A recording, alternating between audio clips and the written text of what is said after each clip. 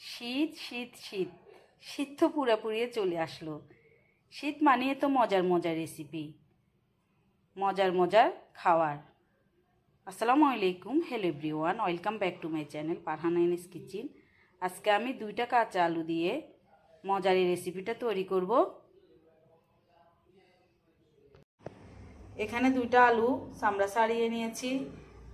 আপনারা যদি বড় আলু হন তাহলে একটা নেবেন, আমি মাজরা সাইজের, এই জন্য 2টা আলু নিয়েছি। এখন গ্রেটার দিয়ে গ্রেট করে নিব।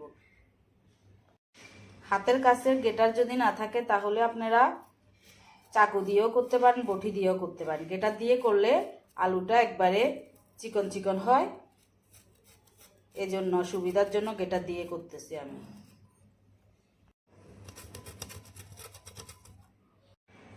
এইভাবে গ্রেটার দিয়ে কাটার পর এখন হাত দিয়ে একটু চিপে চিপে আলুগুলো নিয়ে নিব।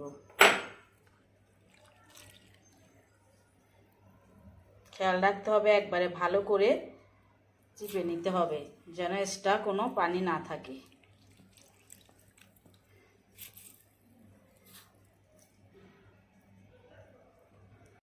আলুগুলো ভালো করে পানি চিপে ফেলে দেওয়ার পর এখানে 5টা কাঁচামরিচ কুচি করে নিয়েছি, দিয়ে দিচ্ছি।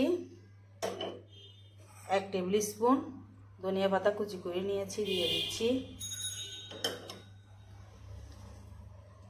মরিচের গুঁড়া, হলুদের গুঁড়া, জিরার গুঁড়া আধা টিস্পুন করে নিয়েছি, দিয়ে দিচ্ছি।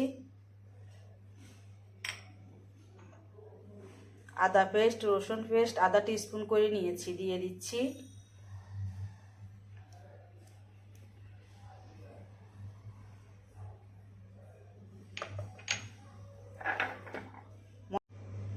ময়দা নিয়েছি 1/4 কাপ, দিয়ে দিচ্ছি।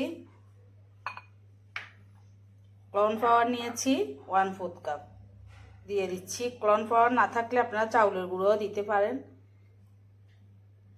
আর হাতের কাছে না থাকলে দেওয়ার দরকার নাই, তবে দিলে পাকোড়াগুলো একটু মচমচা হবে, খেতেও ভালো লাগবে। স্বাদ মতো লবণ দিয়ে দিচ্ছি।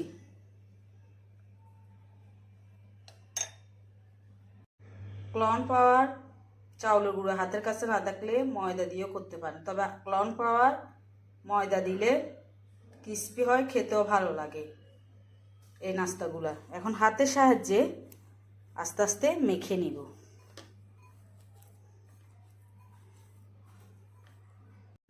হাতের সাহায্যে মেখে এখানে একটা ম্যাজিক মশলা দিয়ে দিচ্ছি। ম্যাজিক মশলা থাকলে দিবেন, না হলে দেওয়ার দরকার নেই। আবারও ভালোভাবে মেখে নিচ্ছি। মাখানো হয়ে গিয়েছে। এখন একটা ডিম আমি আগে সিদ্ধ করে 4 পিস করে নিয়েছি। এখন আলুগুলা দিয়ে ভিতরে ডিমটা দিয়ে মরিয়ে নিব। আমি ডিমটা লম্বা শেপে কেটেছি, আপনারা চাইলে গোল শেপেও কেটে তৈরি করে নিতে পারেন। আস্তে আস্তে হাতের সাহায্যে আস্তে আস্তে লম্বা করে করে তৈরি করে নিব সবগুলা আলু দিয়ে। 2টা আলু দিয়ে আমার 4টা নাস্তা হয়েছে। এইভাবে শেপ দিয়ে তৈরি করে নিয়েছি। এখন চুলার পাশে চলে যাব। চুলাটা ধরিয়ে একটা ফ্রাই প্যান বসিয়ে দিয়েছি। ফ্রাই প্যানে কিছু তেল দিয়ে গরম হওয়ার জন্য অপেক্ষা করব।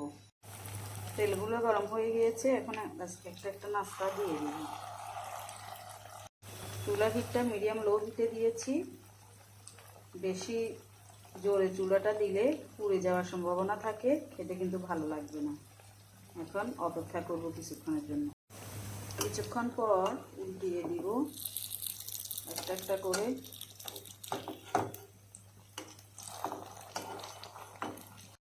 উল্টিয়ে দিয়েছি, আরও 5 মিনিটের মতো অপেক্ষা করব।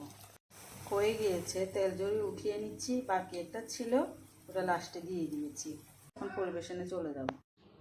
এই নাস্তাটা বাচ্চাদের টিফিনেও দিতে পারেন, বিকালের নাস্তায়ও রাখতে পারেন। বাসায় একবার হলেও ট্রাই করবেন। একবার তৈরি করলে বারবার খেতে ইচ্ছে করবে, তৈরি করতে ইচ্ছে করবে। যেমন সহজ, খেতেও কিন্তু অনেক ভালো লাগবে। এই শীতে তো এই নাস্তার তুলনায় হয় না। আশা করি আমার এই মজার আলু দিয়ে নাস্তা রেসিপিটা আপনাদের ভালো লাগবে। ভালো লাগলে একটা লাইক দিয়ে দিবেন। আপনি যদি আমার ইউটিউব চ্যানেল থেকে ভিডিওটা দেখে থাকেন, চাইলে চ্যানেলটা সাবস্ক্রাইব করে রাখতে পারেন। আর ফেসবুক পেজ থেকে ভিডিওটা দেখে থাকলে পেজটা ফলো দিয়ে রাখতে পারেন। ভালো থাকবেন, সুস্থ থাকবেন। আল্লাহ হাফেজ।